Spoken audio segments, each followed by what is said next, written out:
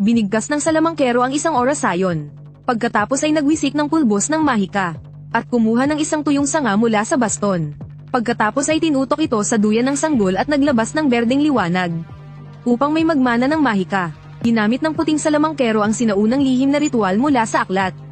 Hindi nagtagal ay talagang lumitaw ang isang sanggol. Ngunit ang hindi niya inaasahan ay parang may mali sa itsura nito. Parang may mali talaga sa itsura nito. Ang sanggol ay may buntot pa ng daga, ngunit sanay na siya rito. Binigyan pa rin niya ng pangalan ang tagapagmana na si Ali. Ito pala ay isang hindi kapanipani walang mahiwagang mundo. Sa isang lugar na tinatawag na Belo Rio.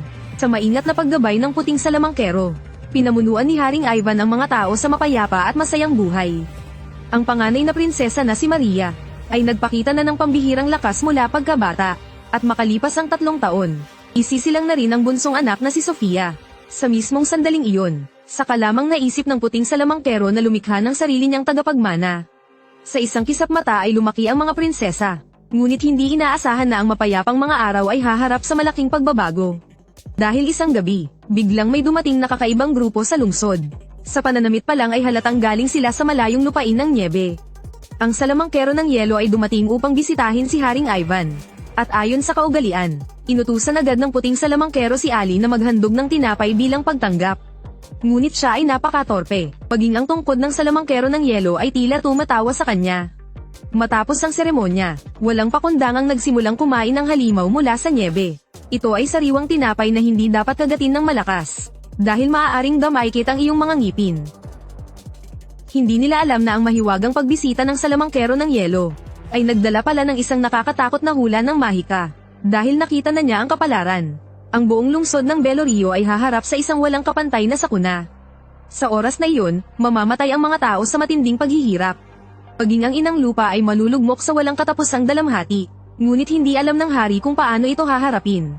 Dahil sa nakalipas na 1,000 taon, ang lahat ng mahikang kakayahan ng mga tao ay nawala. Iisang bayani ay hindi man lang lumitaw upang iligtas ang mga tao mula sa kapahamakan. Pinagsanib ng 2 dakilang salamangkero ang kanilang mahika. Ibinagsak ng puting salamangkero ang kanyang baston sa lupa. Agad na umangat ang lupa at nabuo ang isang malaking butas. Pagkatapos ay binunot ng salamangkero ng yelo ang isang balbas. Ang balbas ay biglang naging isang palasong yelo. Kasunod nito ay ginawang banal na pana ang kanyang tungkod. At pinaputok ito patungo sa direksyon ng araw. Ang palasong yelo ay biglang bumalik sa ere. At mabilis na pumasok sa butas, naging isang sinag ng gintong liwanag. Matagumpay nilang nilikha ang isang makapangyarihang korona. Hihigop ito ng enerhiya mula sa puso ng lupa. Kapag ito ay ganap ng nalikha, pagkakaroon ito ng lakas na lampas sa imahinasyon. Kayang nitong protektahan ang lahat ng nilalang sa mundo. At ang sinag ng gintong liwanag na iyon, ang siyang likas na panangga ng korona. Kung may sino mang nilalang ang humipo rito, ay agad na matutunaw at maglalaho ng tuluyan. Inaasam ng hari at ng mga prinsesa ang pagkakabuo ng korona. At ang lungsod ng Belo Rio sa tuktok ng bundok ay muling nabuhay sa kasiglahan. Mahilig mag-aral ng salamangka ang bunsong prinsesa na si Sofia. Ngunit palagi siyang nagkakamali dahil sa pagiging pabaya. Ang paru-parong kanyang nilikha, ay biglang natamba ang lahat ng kandila sa mesa. Agad na sumiklab ang apoy. Nagpanik ang mirror man na mahilig sa halik. Buti na lang ay nagdala si Sofia ng isang timba ng tubig upang patayin ang apoy. Kaya naiwasan ang malaking sakuna. Ngunit bigla niyang naalala, na malalit na siya sa klase ng salamangka. Sa gitna ng kanyang pagmamadali, hindi niya sinasadyang natamba ang nilagang ulam na maingat na niluto ng kapatid niyang si Maria.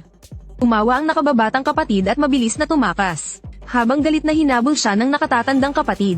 Ngunit sa susunod na sandali, isang karwahe ang natakot at nahulog sa putikan. Huli na nang subukang humabo ni Maria. Sinamantala ito ni Sofia at tumakbo papasok ng kagubatan. Doon pala ay may isang matandang mangkukulam na nagtuturo ng mahika. Si Sofia na lamang ang wala pa. Kakapwesto pa lamang niya sa upuan. Ay naamoy agad siya ng mangkukulam. Matapos ang matinding sermon, ang pagpapakulo ng tubig at paggawa ng gamot ang naging parusa niya. Ngunit kakaluto pa lamang ng potion ng pag-ibig, ay dumating na isang malakas na sundalo upang magtanong ng daan. Nang makita ang perpektong paksa, agad pinahid ng mangkukulam ang potion sa kanyang palad. Habang binubulong ang isang sumpa, marahan lamang siyang huminga, at ang kawawang sundalo ay agad nahilo. Sumunod ay mga matatamis na salita na walang pakialam sa paligid. Agad nahulog ang sundalo sa pag-ibig sa mangkukulam. Pagkatapos ay ipinaliwanag niya sa mga estudyante, na 3 araw lamang ang bisa ng potion ng pag-ibig. Ngunit sa sumunod na pagsusuri, tinanong si Sofia kung handa na ang kanyang di nakikitang potion. May kumpiyansa niyang iniabot ito. Hindi niya alam na isa pala itong pabaya na biro. Ngumiti siya ng may yabang. Biglang nawala ang mangkukulam, ngunit agad ding natuklasan na siya pala ay lumiit at nakasabit sa sanga ng puno. Isusumbong ko ito kay Ivan. Kung paano mo ako pinagtripan. Hindi nagtagal, marahang pinagalitan si Sofia ng kanyang ama. Pinayuhan siyang mas matutong magberda at magluto. Galit siyang umakyat sa bubong. Mabuti na lamang at sinamahan siya ng kanyang ina. Patapos ang mahabang pag-uusap ay muli siyang ngumiti. Samantala sa kabilang panig, iba naman ang sinapit ng galit na si Maria. Ginamit niya ang kanyang lakas upang tumulong sa pagtulak ng kariton. Ngunit dahil hindi niya makontrol ang puwersa ay natamba ang kariton.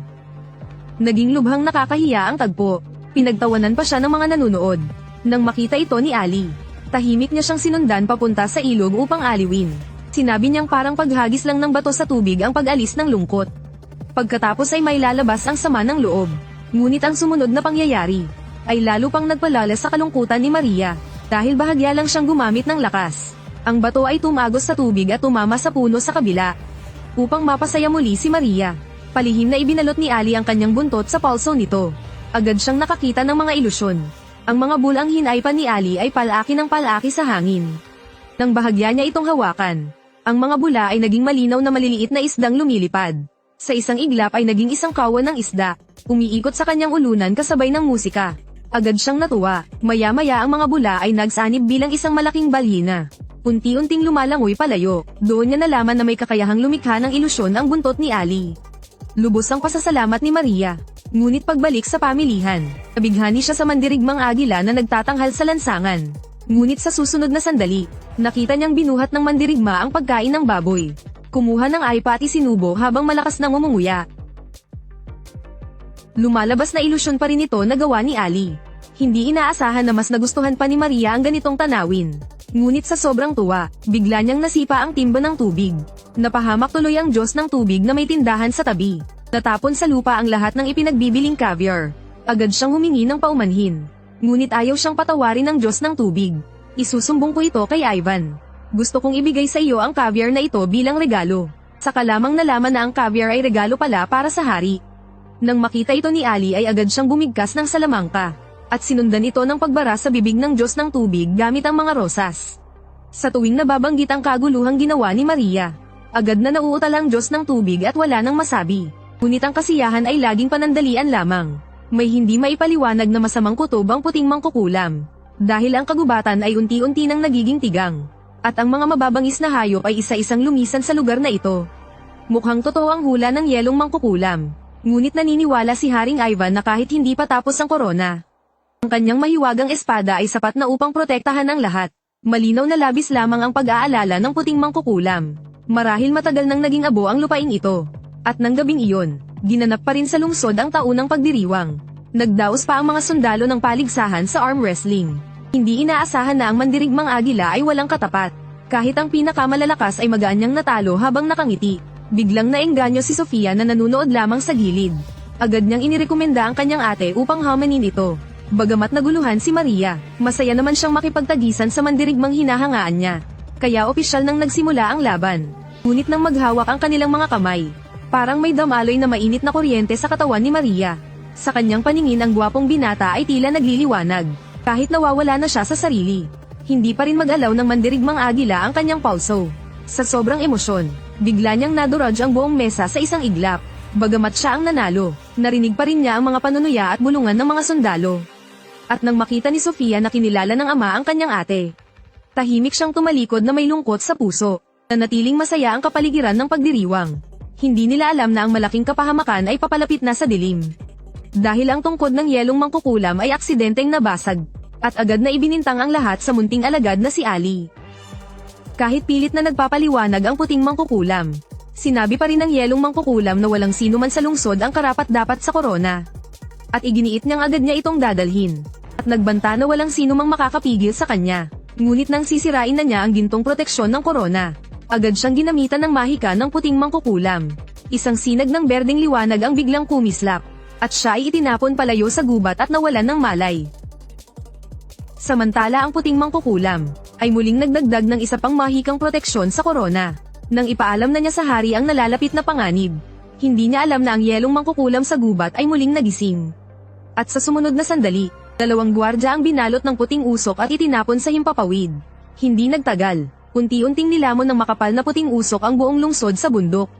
Nagsimula na pala ang ritual ng yelong mangkukulam.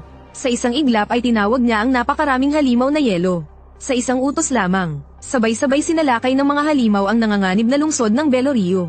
Doon lamang napagtanto ni Haring Ivan, na ang lahat ay matagal ng plano ng yelong mangkukulam. Ngunit kailangan pa nilang hintayin ang pagbuo ng korona. Sa sandaling iyon, narinig nila ang nagmamadaling tunog ng kampana ng digmaan. Nabutas na pala ng kalaban ang tarangkahan ng lungsod. Malinaw na hindi kayang labanan ng mga sundalo ang mga halimaw na yelo. Sa ganitong sitwasyon, inutusan muna ni Ivan si Ali na kunin ang mahiwagang espada. Pagkatapos ay kinuha niya ang sandata at sumabak agad sa labanan. Hindi rin nagpahuli ang reyna. Agad niyang sinunggaban ang palakol at hinarap ang mga halimaw. Ang mga mangkukulam at Diyos ng tubig ay nagtulungan, at ginamit ang kani-kanilang kakayahan upang lumaban. Kahit pinapatumba ng puting mangkukulam ang kalaban gamit ang tungkod, hindi pa rin niya mapigilan ang mababangis na pag-atake ng mga halimaw. Sa kritikal na sandali, buti na lamang at dumating ang lumilipad na meatball upang tumulong. Samantalang si Sofia ay hindi pa kailanman nakaranas ng digmaan. Kaya napilitan siyang magtago sa tabi ng mga bar aisles sa gitna ng kaguluhan. Ang nagtatagong si Maria na puno ng lungkot ay narinig ang kampana ng babala. Kaya dali-dali rin siyang tumakbo patungo sa tarangkahan ng lungsod.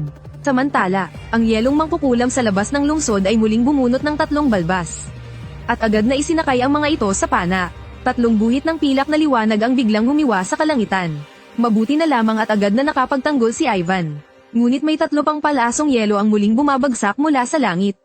Kung magpapatuloy ito, bago pa maubos ang balbas ng yelong mangkukulam ay mawawasak ang buong lungsod.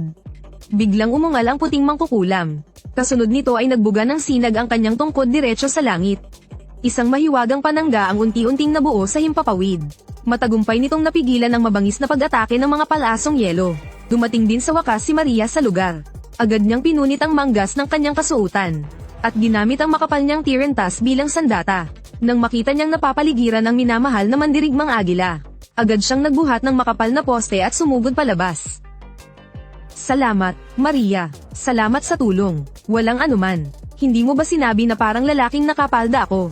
Sa sama-samang paglaban ng lahat, bahagyang nakontrol ang dati isang panig na labanan. Ngunit hanggang kailan ito magtatagal?